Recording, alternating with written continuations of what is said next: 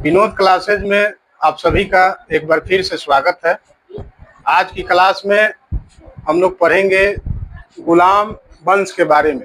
सल्तनत काल का पहला वंश जिसने शासन किया था, और एक क्लास में हमने बताया था प्रमुख राजवंशों के बारे में सल्तनत कालीन। तो आज हम लोग विस्तृत रूप से गुलाम वंश के बारे में पढ़ेंगे कि इसकी स्थापना किसने की, इस में कौन कौन से शासक हुए।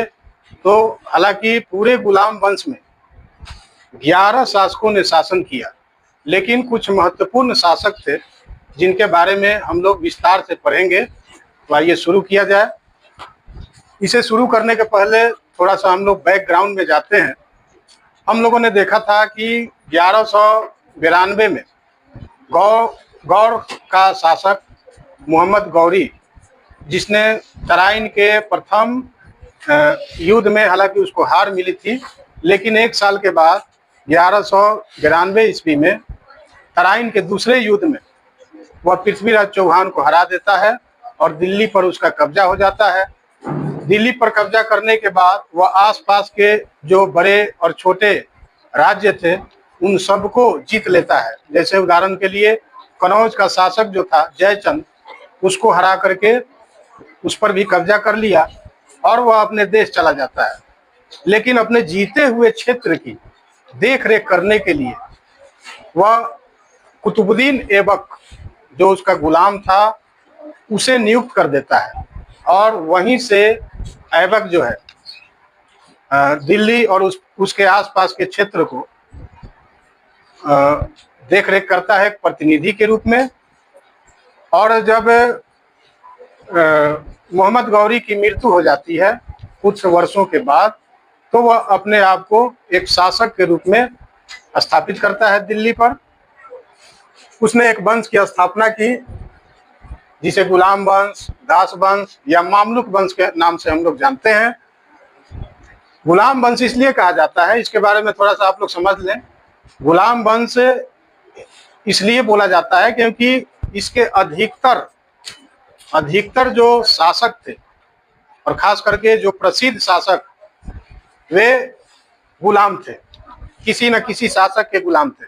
जैसे कुतुबुद्दीन ऐबक, वह मोहम्मद गौरी का गुलाम था। इसके बाद हम लोग आगे पढ़ेंगे इल्तुतमिश के बारे में। इल्तुतमिश ऐबक का गुलाम था। और इसके बाद पढ़ेंगे बलबन, गयासुद्दीन बलबन के बारे में। वह जो था वह इल्तुतमिश का गुलाम था, इसलिए इस वंश का नाम गुलाम वंश रख दिया गया। अगर शासन अवधि की बात करें पूरे गुलाम वंश का या दास वंश का, तो वह था 1206 से लेकर के 1290 तक। और इसका प्रथम शासक यानी कि संस्थापक आप कह सकते हैं कुतुबुद्दीन ऐबक था, जिसका कार्यकाल जो है 1206 से लेकर के 1210, मात्र 4 साल तक यह शासक था। और इसने अपनी राजधानी जो है लाहौर बनाया था। शायद इसकी सोच रही होगी कि भारत पर उत्तर पश्चिम दिशा से ही आक्रमण होता है, तो लाहौर चूंकि उसी दिशा में था, तो इसने सोचा होगा कि लाहौर को राजधानी बनाएंगे तो बाहरी आक्रमण को आसानी से रोका जा सकता है।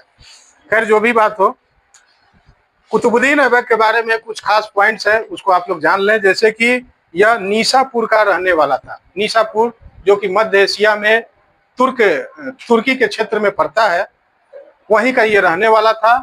और इसको पहली बार एक काजी ने खरीदा था। काजी इसको खरीद करके लाया था। चूंकि उन दिनों लोगों को खरीद बिक्री की परंपरा चल रही थी, तो उसी में इसे एक काजी ने खरीद लिया था। और इस काजी से इसको खरीदा था मोहम्मद गौरी ने। और मोहम्मद गौरी का यह सबसे विश्वसनीय दास था, जो कि बलिष्ठ भी था। और मोहम्मद गौरी आंख मूंद करके इस पर विश्वास किया था। इसीलिए तो इतने बड़े क्षेत्र को जीत करके उसकी देख रेख का जिम्मा जो है उसने कुतुबुद्दीन ऐबक को सौंप दिया था। 1206 में जब यह दास वंश की स्थापना करता है, तो इसने अपने आप को सुल्तान घोषित नहीं किया। आगे हम लोग पढ़ेंगे कि जो भी सल्तनत काल में जो शासक हुए उन्होंने खुद को सुल्तान घोषित किया था, लेकिन इसने सुल्तान घोषित नहीं किया, लेकिन शासन किया। इसे लाख बख्श कहा जाता है। कुतुबुद्दीन ऐबक को लाख बख्श कहा जाता था। लाख बख्श कहने का कारण ये था कि यह दानी प्रवृत्ति का व्यक्ति था। दान देने में यह हिचकता नहीं था। जरूरतमंदों को यह लाखों में दान कर देता था और इसी दानी प्रवृत्ति के कारण इसे लाख बख्श के नाम से भी जाना जाता है। अब आइए इसके प्रमुख कार्यों के, निर्माण कार्यों के बारे में हम लोग थोड़ा जान लें। मात्र यह 4 साल ही रहा, लेकिन कुछ निर्माण कार्य इसने किए थे। जैसे कि दिल्ली में इसने एक मस्जिद का निर्माण करवाया था। उस मस्जिद का नाम है कुव्वत उल इस्लाम। ये दिल्ली में है, आज भी है ये मस्जिद। दूसरा, 2.5 दिन का झोपड़ा। कई प्रतियोगी परीक्षाओं में इन दोनों से प्रश्न बना करके पूछा गया है कि 2.5 दिन का झोपड़ा कहाँ है, तो ये अजमेर में है। और ये भी प्रश्न आया है कि 2.5 दिन का झोपड़ा क्या है, तो आप लिख सकते हैं कि ये मस्जिद है और इसका निर्माण कार्य किसने किया था, तो कुतुबुद्दीन ऐबक ने। और ये 2.5 दिन का झोपड़ा जो इसने बनाया, इसके पहले ये क्या था, तो ये एक संस्कृत विद्यालय था। 2.5 दिन का झोपड़ा जो था, पहले ये संस्कृत विद्यालय था, जिसका निर्माण कार्य चौहान वंश के एक शासक थे जिनका नाम था विग्रहराज। इसी को तोड़ करके 2.5 दिन का झोपड़ा नाम का मस्जिद अजमेर में कुतुबुद्दीन ऐबक ने बनाया था। इसने कुतुब मीनार, दिल्ली में आप लोगों ने पढ़ा होगा कि दिल्ली में एक बहुत बड़ी मीनार का निर्माण किया गया था जिसका नाम है कुतुब मीनार। और इस कुतुब मीनार की नींव रखने वाला शासक जो है ये कुतुबुद्दीन ऐबक ही था। लेकिन इससे आप लोग ये अंदाजा न लगाइए कि इसने अपने नाम पर यह मीनार का नींव रखा था। यह परीक्षा में प्रश्न आया है कि कुतुब मीनार का निर्माण किसकी याद में किया गया था, यानी किसकी स्मृति में कराया गया था। तो उस कुतुबुद्दीन ने यह निर्माण या इसकी नींव जो है अपने नाम से नहीं किया था। एक सूफी संत हुआ करते थे उन दिनों, जिनका नाम था कुतुबुद्दीन बख्तियार काकी, है ना। ये सूफी संत थे इस्लाम धर्म के, और इन्हीं की स्मृति में, इन्हीं के नाम पर इसने यह मीनार का नाम रखा था कुतुब मीनार।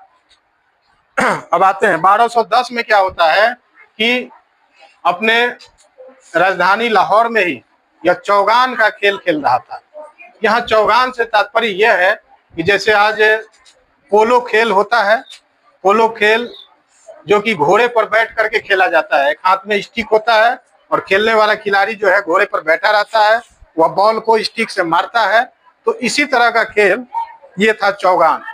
तो जब ये चौगान खेल रहा था तो अचानक वह घोड़े से गिर पड़ता है और घोड़े से गिर जाने के बाद इसकी मौत हो जाती है। और लाहौर जहाँ इसकी राजधानी थी वहीं पर इसका मकबरा बनाया जाता है। 1210 में ऐबक की मृत्यु हो जाती है और उसका पुत्र आराम सा गद्दी संभालता है, लेकिन वह कुछ महीने तक ही शासन करता है, क्योंकि ऐबक के मरने के बाद उसका एक गुलाम था और जो दामाद भी था जिसका नाम था इल्तुतमिश। ये पंजाब का सूबेदार हुआ करता था। तो ऐबक के मरने के बाद जो उसके विरोधी थे दिल्ली में, उन लोगों ने इल्तुतमिश के कान भरने शुरू किए कि वास्तव में शासक बनने के अधिकारी आप हैं, आराम शाह नहीं है, वह अयोग्य शासक है।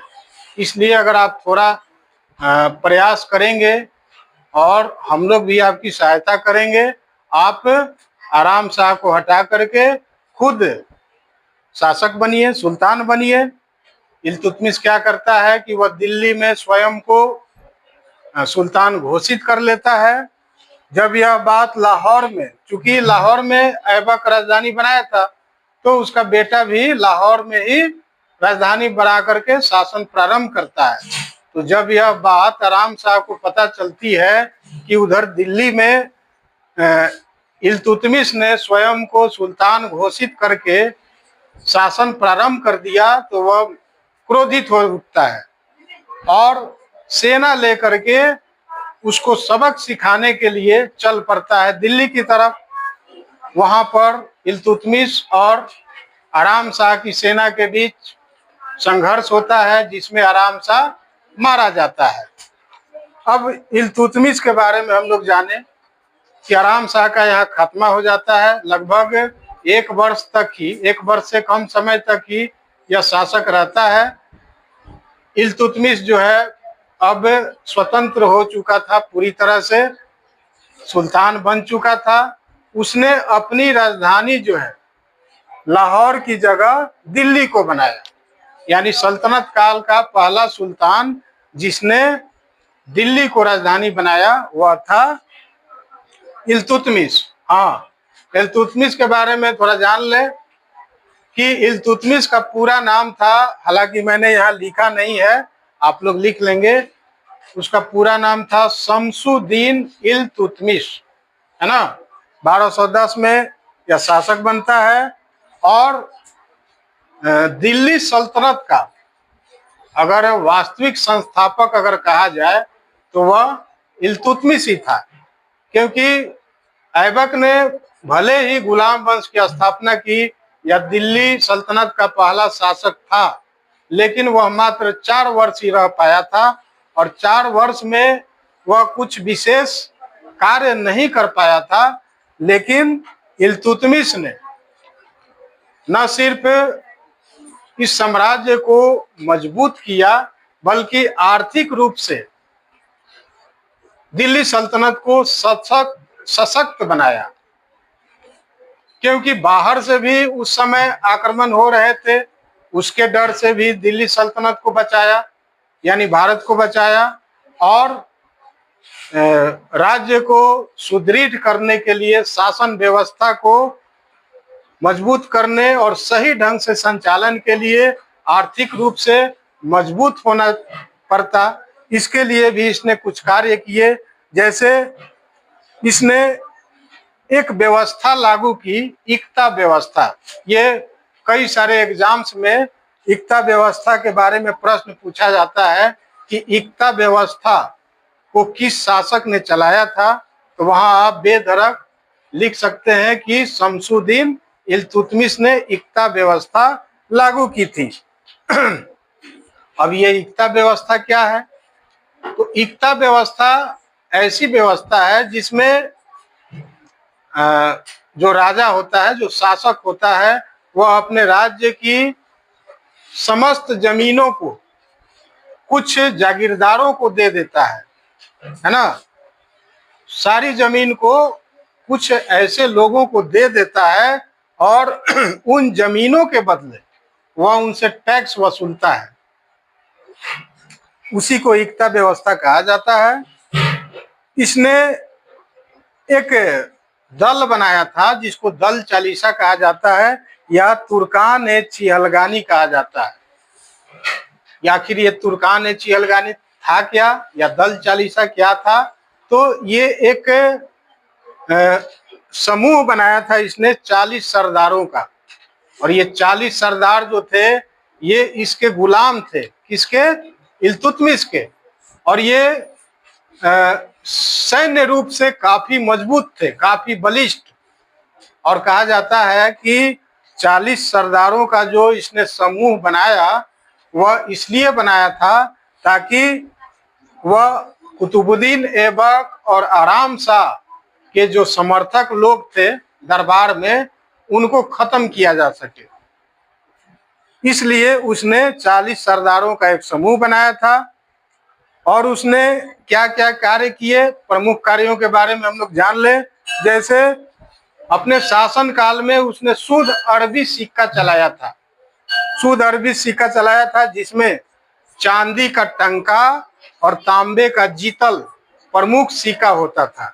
ये कई सारे प्रश्न में पूछा गया है कि टंका किस धातु का बना होता था, तो आप लिख सकते हैं कि चांदी का। जीतल किस धातु का बना होता, तो तांबा का। एक और इसके शासनकाल में एक घटना हुई थी कि मंगोल शासक, आप लोगों ने चंगेज खां का नाम सुना होगा, चंगेज खां का पहली बार भारत के सीमावर्ती क्षेत्र में, उत्तर पश्चिम के सीमावर्ती क्षेत्र में आक्रमण हुआ था। उस समय भारत का शासक जो था वह इल्तुतमिश ही था।